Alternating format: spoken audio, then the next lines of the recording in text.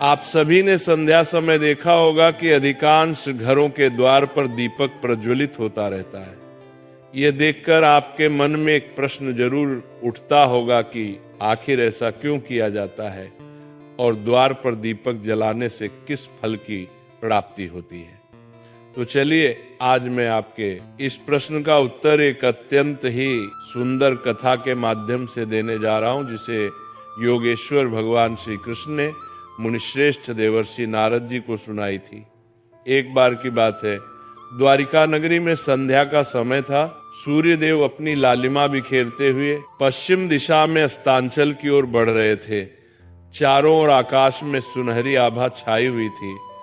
समुद्र की लहरें मंद मंद गुनगुना रही थीं और समस्त द्वारका नगरी में एक दिव्य शांति व्याप्त थी। उसी समय देवर्षि नारद जी नारायण नारायण का नाम जपते हुए द्वारका नगरी में पधारे। जैसे ही वे भगवान श्री कृष्ण के राजप्रासाद के समीप पहुंचे, उन्होंने देखा भगवान श्री कृष्ण के द्वार पर एक दीपक प्रज्वलित हो रहा था। उसकी लौ स्थिर, उज्जवल और मोहक थी। ऐसा प्रतीत हो रहा था मानो वह दीप केवल तेल और बाती से नहीं, बल्कि श्रद्धा और भक्ति की ज्योति से जल रहा हो।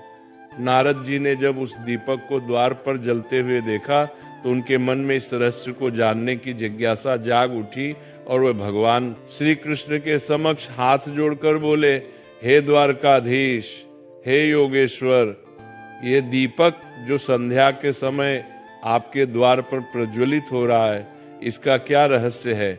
ये परंपरा क्यों निभाई जाती है? और जो भक्ति संध्या के समय अपने द्वार पर दीप जलाता है, उसे कौन सा पुण्य फल प्राप्त होता है? नारद जी द्वारा पूछने पर भगवान श्री कृष्ण मंद मुस्कान के साथ बोले, हे देवर्षि नारद, तुम्हारा ये प्रश्न अत्यंत उत्तम और लोक कल्याणकारी है। संध्या का दीप केवल प्रकाश नहीं है, ये अज्ञान के अंधकार को मिटाने वाली ब्रह्म ज्योति है। जो व्यक्ति श्रद्धा से संध्या दीप जलाता है, वह न केवल अपने घर को आलोकित करता है, बल्कि अपने कर्मों, विचारों और आत्मा को भी प्रकाशित करता है। हे मुनिश्रेष्ठ, इस संबंध में मैं तुम्हें एक पौराणिक कथा सुनाता हूं, जो इस दीपक के दिव्य रहस्य को प्रकट करती है। हे देवर्षि, बहुत समय पहले की बात है, जब अयोध्या नगरी स्वर्णमयी शोभा से आलोकित होती थी। उस पवित्र नगरी में धर्म, सत्य और मर्यादा का वास था। मार्गों पर वेद मंत्रों की मधुर गूंज सुनाई देती थी और हर आंगन से पूजा की ध्वनि वातावरण को पवित्र बनाती थी। उसी दिव्य भूमि में एक अत्यंत ज्ञानी, तपस्वी और धर्मशास्त्रों में निपुण ब्राह्मण रहता था, जिसका नाम सुदर्शन था। सुदर्शन का जीवन ज्ञान का प्रकाश स्तंभ था। उसने वेद, उपनिषद, स्मृतियां, अरण्यक और ब्रह्म सूत्र का गहन अध्ययन किया था। धर्मशास्त्र के प्रत्येक सूक्ष्म नियम की उसे पूरी जानकारी थी। यज्ञ अनुष्ठान और वेद पाठ में उसकी निपुणता इतनी अद्भुत थी कि नगर के लोग उसे ब्राह्मण श्रेष्ठ कहकर संबोधित करते थे। परंतु हे देवर्षि, उसके पास ज्ञान तो था, किंतु भक्ति का मधुर रस उसके जीवन में नहीं था। वह पूजा करता था, पर केवल एक कर्तव्य के रूप में। उसके हृदय में श्रद्धा की वह आर्द्रता, प्रेम का वह भाव और समर्पण की वह गहराई नहीं थी, जो किसी सच्चे भक्त के हृदय में होती है। उसके जीवन में यह कमी उसके ही घर में पूरी होती थी, क्योंकि उसकी पत्नी सुशीला एक अत्यंत पुण्यवती, सती और भक्तिमती नारी थी। सुशीला का जन्म ही मानो भक्ति के लिए हुआ था। उसका मन हर क्षण ईश्वर में रमा रहता था। उसके नेत्रों में सदा भक्ति की अश्रुधारा झिलमिलाती रहती थी और उसकी वाणी से हर समय भगवान विष्णु के नाम की मधुर गूंज निकलती थी। लेकिन उस सुशीला का जीवन एक अनुशासन की मूर्ति था। प्रतिदिन वह ब्रह्म मुहूर्त में, जब संपूर्ण संसार निद्रा में लीन रहता था, वह उठ जाती थी, ठंडे जल से स्नान करती, स्वच्छ वस्त्र धारण कर अपने घर के मंदिर में दीप जलाती और अत्यंत श्रद्धा से भगवान विष्णु की आराधना करती। उसका भक्ति भाव ऐसा था मानो स्वयं देवी लक्ष्मी उसके हृदय में वास करती हो।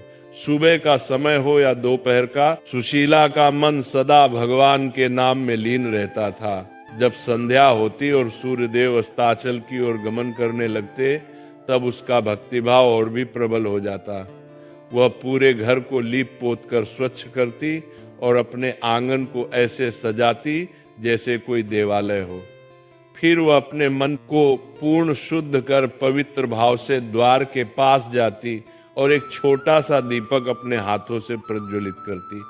उस दीपक का प्रकाश जैसे अंधकार को नहीं बल्कि अज्ञान को नष्ट करता था। जब वह दीप जलता तब सुशीला अपने दोनों हाथ जोड़कर भगवान से प्रार्थना करती और कहती, हे प्रभु, ये दीप केवल मेरे घर के लिए नहीं, ये आपके चरणों के लिए है। इसमें मैं अपनी श्रद्धा की ज्योति अर्पित करती हूँ। मित्रों, आगे भगवान श्री कृष्ण कहते हैं, हे देवर्षि, एक दिन संध्या का समय था। सुशीला अपने प्रतिदिन के नियम के अनुसार आंगन को लीप पोत कर द्वार पर बैठी थी। वह बड़ी भक्ति भाव से दीपक तैयार कर रही थी।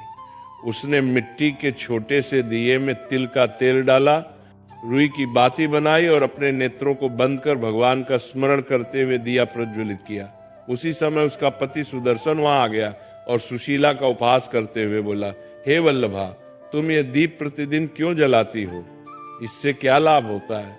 ये तो व्यर्थ ही तेल की बर्बादी है। मित्रों, अपने पति के मुख से ये शब्द सुनकर सुशीला शांत हो गई। उसने कोई क्रोध नहीं किया, कोई कटु वचन नहीं कहा।